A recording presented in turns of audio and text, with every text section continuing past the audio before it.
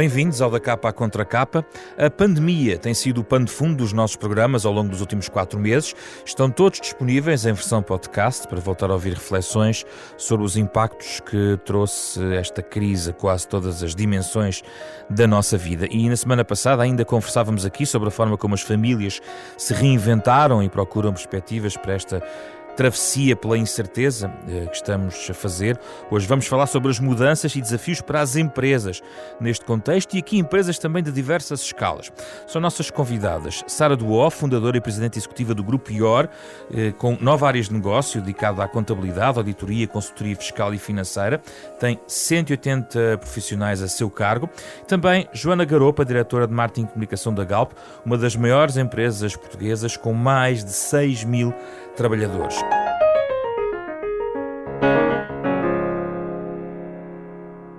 Bem-vindas, Joana e Sara, obrigado pela vossa disponibilidade nesta edição desta semana. Sara, como é que foi para uma empresa passar nesta pandemia? Qual foi a primeira grande decisão que teve que tomar como gestora de empresas quando a pandemia surgiu? Qual foi a primeira que se lembra que teve que tomar? Claramente, olá, primeiro muito obrigada pelo convite. Eu aqui gostava de separar em duas grandes decisões. A primeira decisão, enquanto gestora do Grupo IOR, claramente foi perceber e tomar a decisão de colocar as pessoas em teletrabalho e medir e quantificar qual é que era o impacto que isso ia ter na produtividade e na relação com o cliente. Na relação de proximidade com o cliente que temos, porque somos uma empresa de serviços. Mas primeiro mandou, depois a produtividade foi ver. Primeiro mandei, claramente primeiro mandei, até porque achei que era o único caminho possível, não havia possibilidade de o fazer de outra forma, e depois a seguir primeiro quantificar e tentar medir o que é que isso impactou na nossa realidade. Mas essa foi assim a grande primeira decisão, ainda antes de nos obrigarem, entre aspas, em tomar essa medida. E depois a questão da produtividade surgiu logo a seguir.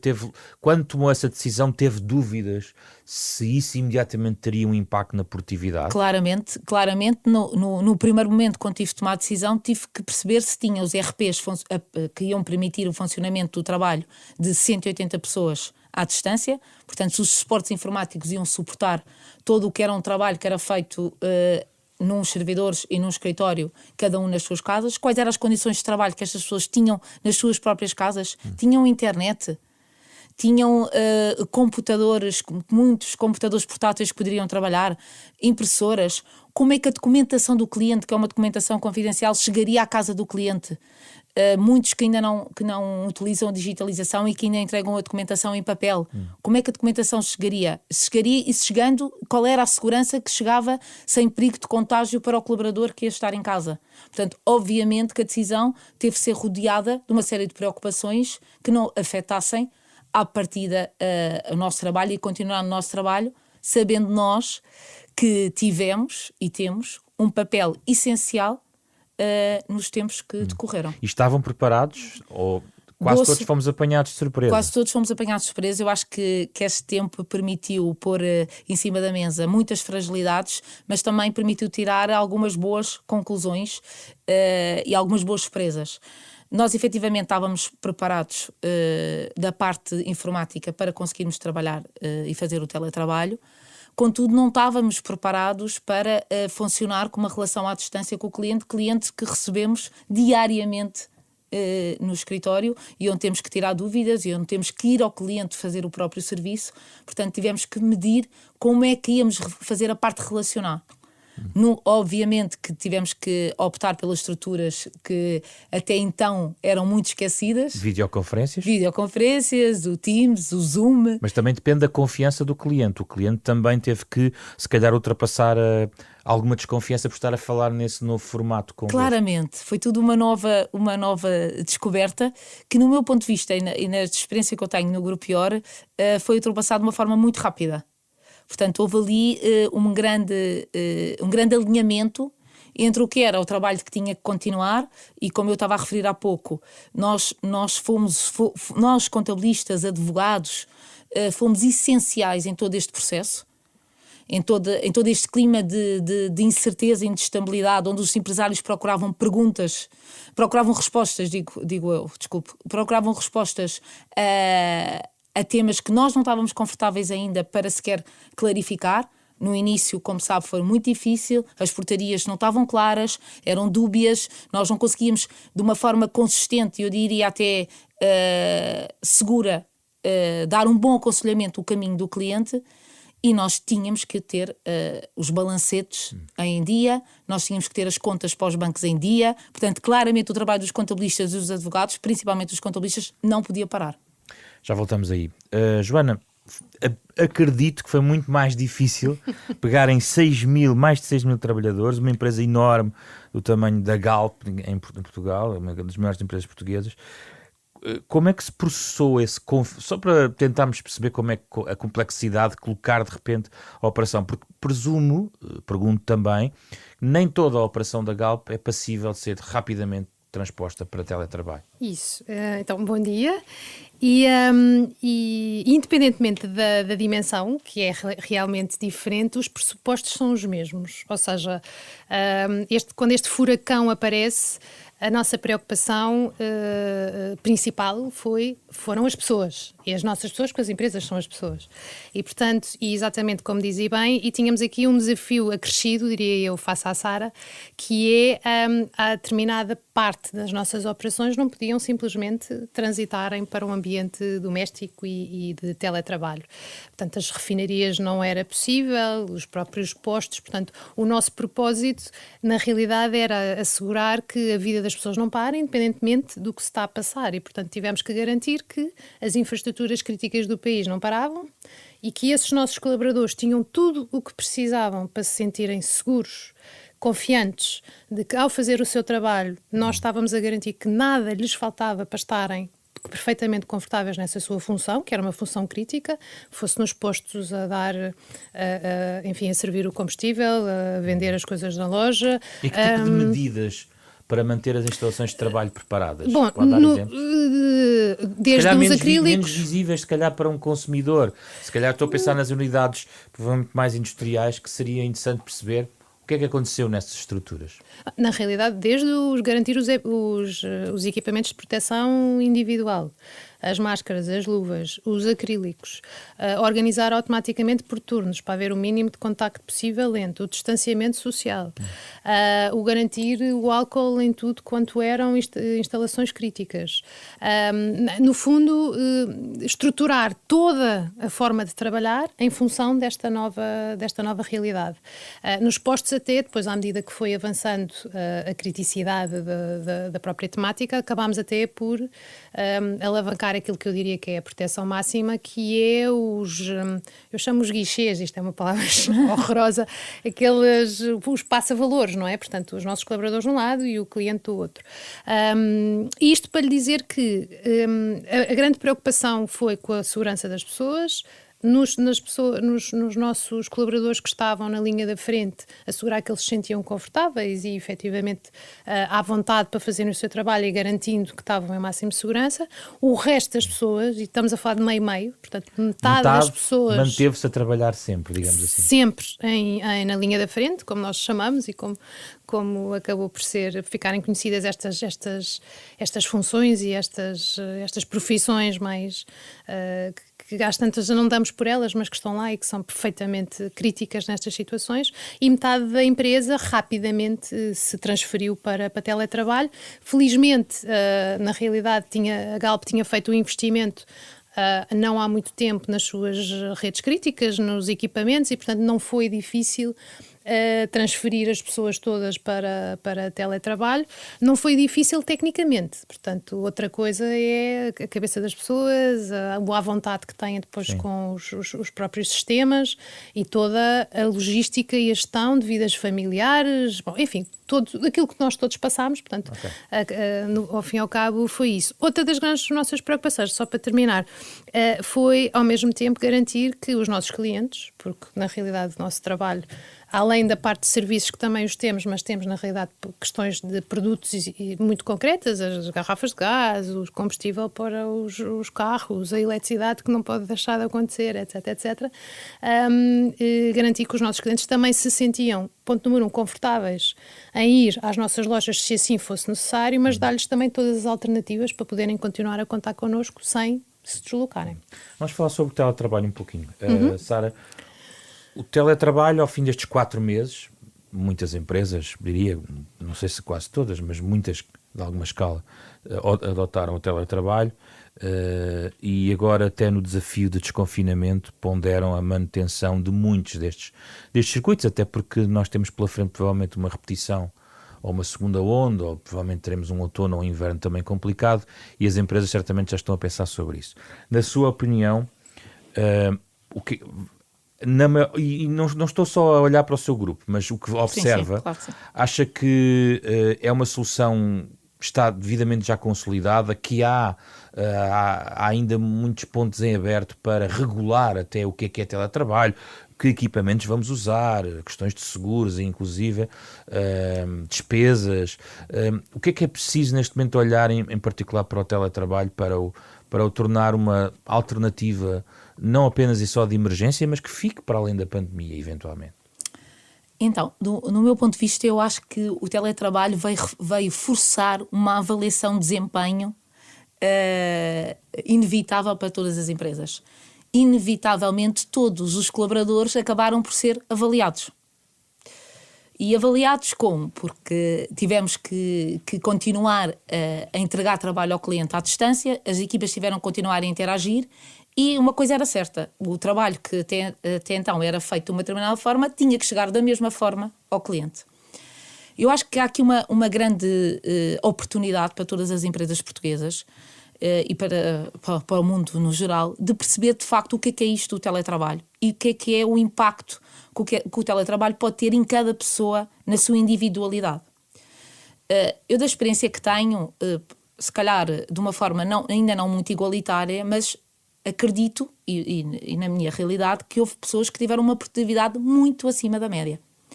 E eu refiro-me principalmente a pessoas que demoravam 2 horas a deslocarem-se para o escritório, portanto que a distância entre a casa e o escritório era um período muito longo de transportes, 2 horas para lá, 2 horas para cá, que o nível de cansaço e desgaste nos transportes públicos ia provocar claramente logo o início do dia muito mais tardio e muito mais cansativo, e que veio mostrar uma nova realidade onde estas pessoas podem ser muito mais felizes, que no fundo que é isto que interessa, não é? E estarem com uma satisfação pessoal, que depois, obviamente, uma satisfação pessoal que inevitavelmente vai contribuir para um maior interesse coletivo como empresa, de estarem mais satisfeitas em casa a desenvolverem o seu trabalho. E eu acho que esta avaliação de desempenho, como eu digo, forçada, foi uma ótima ponto de partida para percebermos dentro das nossas organizações se de facto há funções que podem ser de facto realizadas em casa e realizadas de uma forma muito mais rentável, muito mais assertiva e se calhar até muito mais medida, digamos assim. Mas essa avaliação ainda vai demorar o seu tempo. Como gestora tem que entender também quais são as áreas que faz sentido manter. Sim. E nem todos os trabalhadores estão mentalmente preparados para estar em casa a trabalhar. Eu à partida, eu diria-lhe, a minha gestão é uma gestão muito, muito próxima, muito relacional.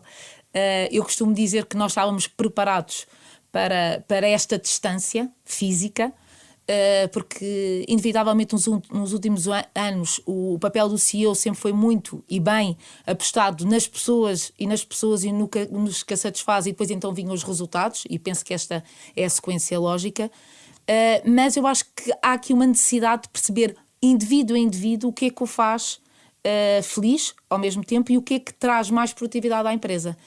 Eu à partida diria que a parte relacional não se pode perder. As pessoas vivem a interagir, as pessoas são contagiadas pelo espírito de equipa e pela cultura que se passa naquele dia-a-dia, naquele local de trabalho. E é essencial sair de um ambiente, para mim, e voltar para um ambiente de trabalho onde nós interagimos e onde conseguimos de alguma forma nos alinharmos como grupo e como objetivo coletivo da empresa. Apesar disso, acho que os casos têm que ser analisados caso a caso. Função a função, obviamente. há funções que são impossíveis, as que à partida podem ser realizadas em teletrabalho. Vamos precisar agora aqui de algum apoio e de alguma mudança e avaliação de toda a parte contratual do direito do trabalho para perceber o que é que isso impacta tanto do lado do colaborador como do lado da empresa. E assim, de repente, no estudo que já fizeram, 2 ou 3 ideias que estejam Duas ou em três ponto de ideias. interrogação, por exemplo. E subsídio de alimentação, Por exemplo. por exemplo. Regalias que de alguma forma são benefícios não materiais, mas que são benefícios que existem no próprio local de trabalho, que as pessoas que estão em casa não têm. Como é que se processa depois essa igualdade a nível do salário também, do salário emocional até? Como é que de alguma forma as pessoas que estão em casa financeiramente vão ver o seu ordenado? Temos que pôr isto em cima da mesa, podem ter não é? receio até de perder na progressão de carreira. Claramente. Eu acho que esse é, como referiu e bem, Pedro, eu acho que esse é o grande ponto, que é as pessoas têm que aparecer, as pessoas têm que ser vistas, nós temos que conviver uns com os outros, nós temos que partilhar, nós temos que olhar, temos que sentir, temos que pertencer a mesma tribo. Assusta-me um bocadinho a possibilidade de muitas empresas passarem a utilizar o teletrabalho como uma opção e não como uma exceção, ou seja, como regra e não como uma exceção. Não falando depois do impacto que isto tem para a economia, não é? Nós precisamos de uma economia circulante. As pessoas que estão em teletrabalho estão em casa, portanto não circulam, estão ali no seu meio. As pessoas se deslocam com toda a segurança e com tudo aquilo que nós sabemos todos, que temos a consciência que temos que fazer, que se deslocam de casa a trabalho. Inevitavelmente a economia circula, andam de carro, compram um dia num sítio ao pé de casa, compram no outro dia ao pé do trabalho. Inevitavelmente nós precisamos deste consumo e deste consumo circular. Já falando agora da parte da economia, assusta-me bastante a eventualidade do teletrabalho passar a ser uma regra. Já voltamos aqui. Joana, em relação ao teletrabalho, imagino que estas questões relacionadas com retribuições, condições de trabalho, até hoje em dia o que é um acidente de trabalho estando em casa, esses pontos de interrogação não estão ainda totalmente respondidos. De todo. E é engraçado porque, no fundo, estou a olhar para essa área e estou a dizer isto é os prós e contras, porque eu tenho uma opinião completamente contrária a tudo. Isso é bom para o debate.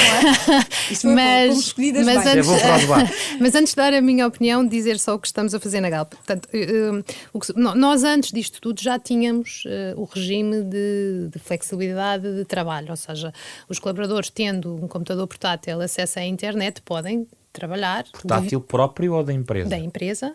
Portanto, nós fornecemos os mecanismos para o colaborador poder, na realidade, trabalhar com a flexibilidade que assim entenda. Evidentemente, e até porque a regulação também não estava, não o permitia, o que se passava era, por exemplo, no meu caso concreto, na minha equipa, na realidade nós tínhamos um sistema que era uma vez por semana, as pessoas definiam qual era o dia de semana em que queriam trabalhar em casa e todos os membros da minha equipa, uma vez por semana, estavam em teletrabalho naquele dia. Mas é só naquele dia, o resto da semana estavam no escritório.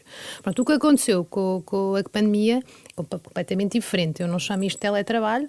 Isto foi um furacão que entrou pelas nossas vidas adentro e trouxe uma série de questões, desde a separação entre a vida pessoal e a vida profissional, tudo se misturou, não havia horários, toda a gente ligava a toda hora, trabalhava-se como não houvesse amanhã, havia uma ansiedade latente porque ninguém sabia na realidade o dia de manhã, é preciso o acrílico, é preciso a máscara, é preciso... Portanto, foi uma emergência. Foi uma emergência. Portanto... Mas parênteses, isso, na sua opinião, tem a ver só com a necessidade de responder, ou seja, a produtividade que possa ter surgido. Eu não sei se a produtividade aumentou. No caso da Galp, gostava de perceber também a percepção, mas decorre dessa necessidade da emergência, porque de facto ninguém olhou para horas, muitas vezes. Sim, eu acho que entrou aqui... Mas aumentou a produtividade? Eu não sei se... Ou ainda não está avaliado? Acho que o ponto é como é que se avalia. Não é? Eu acho que não está bem definido como é que essa avaliação de produtividade pode ser feita. Que se trabalhou muito mais horas, não tenho dúvidas absolutamente nenhumas.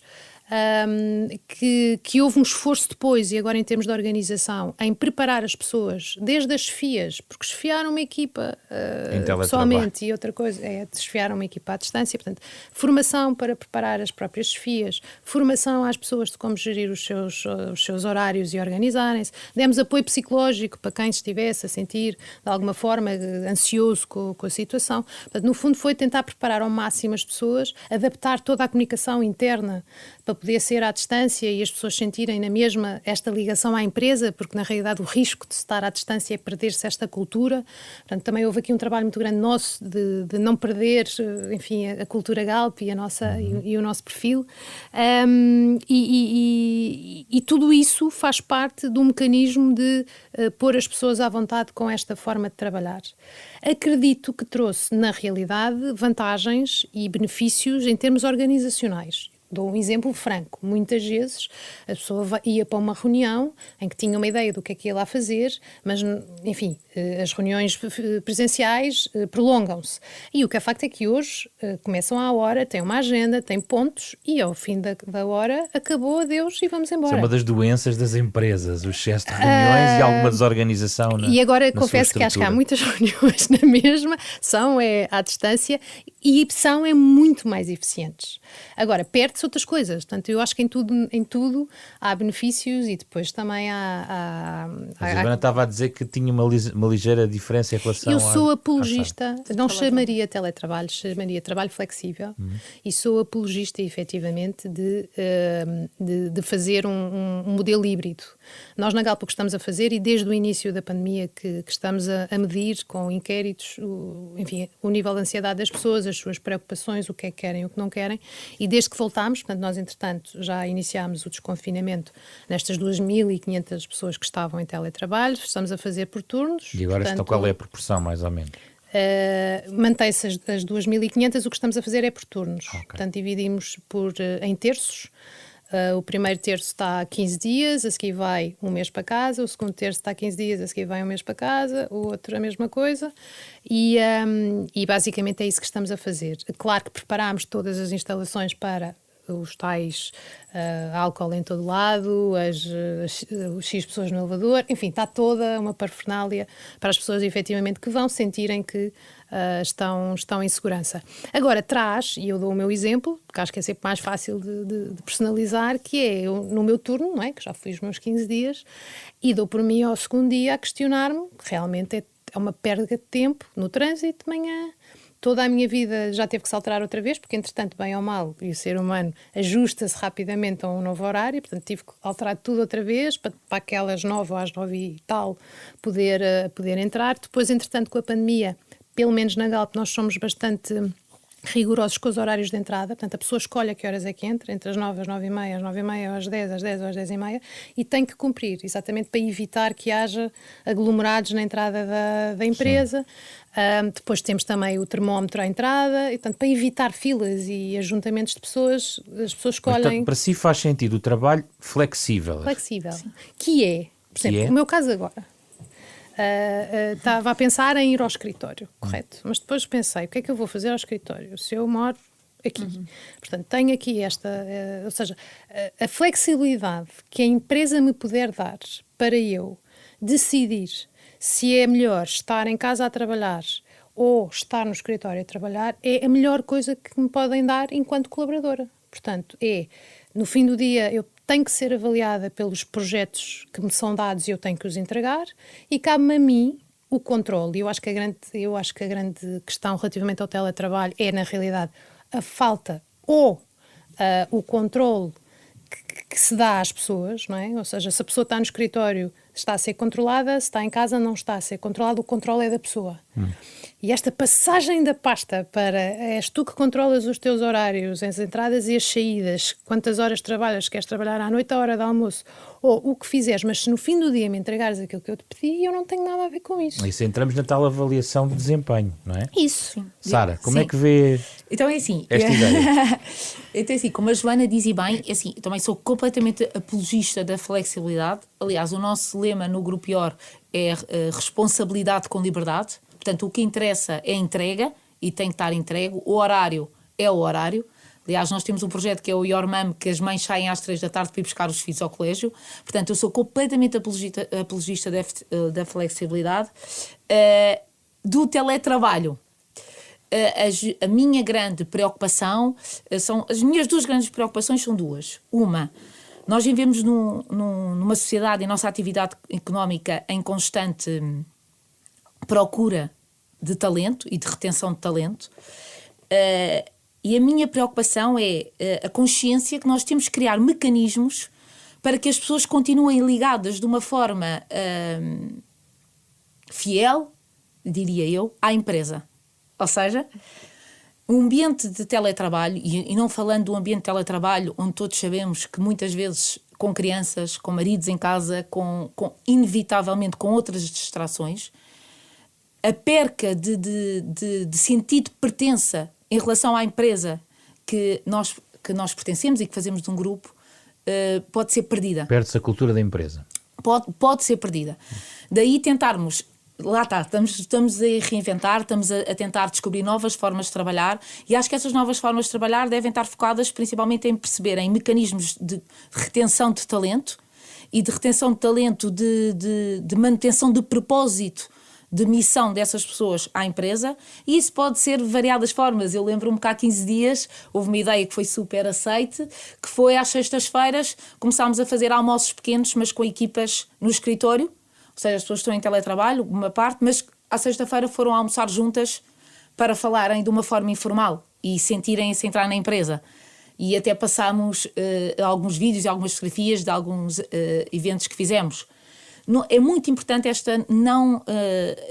continuação do sentido de pertença ao objetivo coletivo.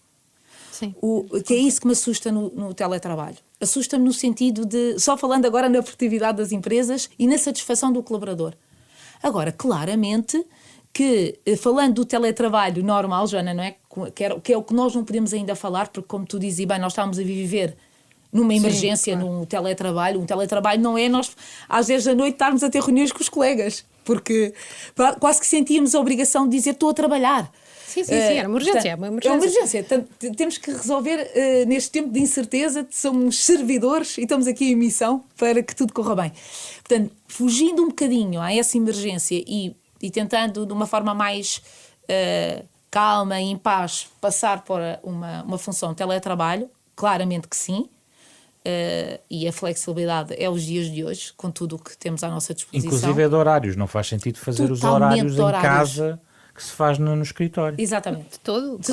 De todo. E eu digo muito isto, e eu acho que isto é essencial para a manutenção, principalmente para pais com crianças pequenas, que é, por que não sair às 4 da tarde para conseguir ir buscar os filhos ao colégio, ter um bom desempenho ao final do dia, dar um acompanhamento educacional e às 9 da noite, depois do jantar, voltar a pegar no computador para terminar, quando as crianças estão na cama. Eu acho que isto veio tudo ajudar. Eu tento olhar deste... Sim, mas esse é um tópico interessante, tem a ver com uma questão muito debatida há muitos anos, que tem a ver com a conciliação entre família e trabalho. Exatamente. Não é? E estamos numa boa oportunidade de voltar a pôr estes temas em cima da mesa e dizer assim, vamos lá mudar. Mas, Joana, a solução que tinha ou que tem a Galp, por exemplo, né, neste caso a vossa empresa, já permitia isso, de certa maneira. Quer dizer, não é preciso voltar a teletrabalho para haver alguma flexibilidade de um dia diferente ou gerido de outra forma, aquele tal 5º dia útil, presumo, da semana de trabalho. Ou seja, apesar de tudo, o teletrabalho pode não ser a única ferramenta para fazer uma melhor conciliação entre trabalho e família. De todo. Aliás, nós o que estamos a fazer neste momento, e porque na realidade isto trouxe, enfim, vem desafiar uma série de, que eu chamo as vacas sagradas. Não, há determinadas coisas que nunca se questionavam e que é facto é que de repente, quer dizer, fomos todos para casa e continuámos a trabalhar e a operação continua, portanto é possível. E o que nós estamos neste momento a fazer é, ponto número 1, como também já frisei, nós estamos a falar com as pessoas, estamos a perguntar o que é que elas querem e não temos dúvidas nenhumas nos últimos questionários, nós fazemos de 15 em 15 dias, que o tema do teletrabalho é um tema que as pessoas estão abertas e que gostavam, na realidade, de perceber o que é que vem a seguir. Também já percebemos todos que, como tu também já frisaste bem, que aparentemente isto não se vai resolver de um dia para o outro e, portanto, vamos todos entrar aqui ainda em períodos que, eventualmente, confinamento ou não confinamento, a saúde pública continua a ser um tema grande. E, portanto, neste momento o que estamos a fazer é estudar o que é que são as funções dentro dos vários departamentos, quais são as tarefas que têm mesmo que ser feitas ou em grupo ou no escritório, para se manter, e dando aqui razão à Sara, para garantir que há uma coesão de equipa, que há um alinhamento. Quantas vezes por semana, por dia, por mês é que é garantidamente preciso que as pessoas estejam todas juntas? Portanto, estamos um bocadinho a estudar os vários cenários. Estão a preparar a segunda vaga. Estamos a perceber o que é que a Galp quer fazer, porque, inclusivamente, repare, de repente chegamos a uma conclusão que é, nós temos determinadas instalações, Sim. Não é? E de repente começamos a questionar, mas precisamos deste espaço todo? Quem sabe, se calhar não, se calhar sim. Portanto, o ponto é, acho que todas as empresas têm, neste momento, a oportunidade de se reinventarem, de repensarem muitas das suas vacas sagradas. E no nosso lado nós estamos claramente a utilizar esta oportunidade que nos estão a dar para testar, porque verdade seja dita, e vê-se a Google a fazer umas coisas, a Disney a fazer outras, portanto há muitas empresas a fazerem vários anúncios e a testarem vários modelos, o que é facto é que ninguém tem a certeza. E acho que só isso nos dá um alento especialíssimo, que é estamos a viver tempos incertos e que é uma oportunidade ótima, sermos nós um bocadinho a reinventar esta nova filosofia de trabalho. Para fechar muito rapidamente, como é que vai ser então aqui esta segunda fase que temos, além de uma crise sanitária que se mantém, um impacto de uma crise económica grande? A Sara tem a experiência de lidar com muitas empresas, inclusivamente também no próprio grupo, também teve ações durante o período de pandemia que revelam que o grupo tenta avançar. A questão é, há alguma expectativa que tenha em particular, alguma participação, de todas as preocupações que deve ter, há alguma em particular para os próximos meses? As preocupações são imensas. O Grupo IOR sempre posicionou no potenciar e na defesa das PMEs e no grande, que representam mais de 95% do tecido empresarial português. Foram tempos muito difíceis. Os primeiros tempos, então, foram tempos onde não haviam respostas, onde não haviam caminhos. E eu penso que o pior, temos que nos preparar ainda para o pior, porque em setembro e outubro, provavelmente é onde será necessário uma grande intervenção de novas medidas. Precisamos urgentemente que haja a coragem de segmentar as medidas para as pequenas e médias empresas e para impactar naquelas empresas que representam 75% do emprego em Portugal. Estamos a falar de empresas que não faturam mais do que 2 milhões por ano. E se tivesse que identificar uma ou duas medidas mais urgentes que as outras urgentes, digamos assim? Eu vou dizer já. Rapidamente. Claramente, a primeira, aliviar a carga fiscal. Não temos outra solução, e quando eu digo aliviar a carga fiscal, é a carga fiscal também na contratação, dos incentivos à contratação. Precisamos de incentivos à contratação, precisamos de incentivos ao capital, precisamos de mais incentivos à concentração de empresas, à fusão de empresas, em pegar empresas pequenas que se juntem para que o melhor de cada uma tem, irem para o mercado global e conseguirem tirar maior a partir disso. Não estamos na altura de egos, não estamos à altura de poderes, estamos à altura de união. Também precisamos que as grandes empresas olhem para as mais pequenas e que de alguma forma as possam potenciar. E precisamos, mais do que tudo, depois de tantos outros apelos que fiz, precisamos de iniciativa privada. Precisamos de um conjunto de empresários que se juntem e olhem e que também ajudem a potenciar e não deixar cair empresas que são rentáveis e que às vezes só precisam daquele empurrão e daquela mão para continuarem. Joana, traga-me eventualmente alguns números que da forma como a pandemia no fundo, condicionou a Operação Galp, e qual é a perspectiva que a Galp tem para os próximos meses?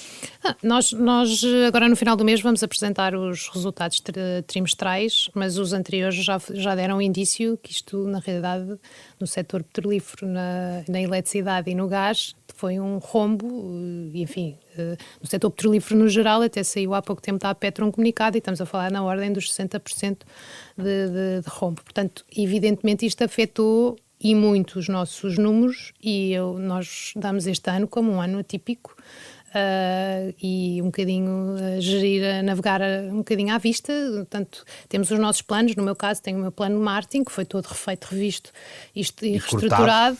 E cortado e canalizado para áreas como a responsabilidade social, porque na realidade sentimos que estamos cá, estamos juntos e, portanto, tínhamos que apoiar isto de outra forma e fizemos várias iniciativas a esse nível, não só na área da saúde, mas também mesmo na área do apoio às IPSS, às redes alimentares, enfim, estamos e continuamos, portanto, muito ativos nessa área.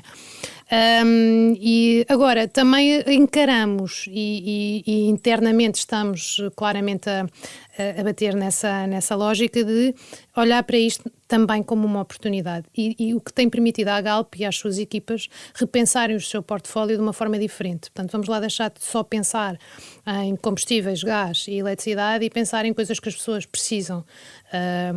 Associámos por isso mesmo durante a pandemia à Uber Eats e à Glovo, temos as lojas disponíveis, as pessoas não podem lá ir, mas se precisarem de conveniência, nós estamos aqui e, portanto, acabou por ser uma excelente alternativa em termos de negócio para a nossa parte comercial. Como isso lançámos, evidentemente já estava no pipeline, mas antecipámos, nós íamos lançar na nossa gama de grelhadores e de campismo, que ninguém associa a Galp, mas é verdade, nós temos muitos equipamentos nesta lógica.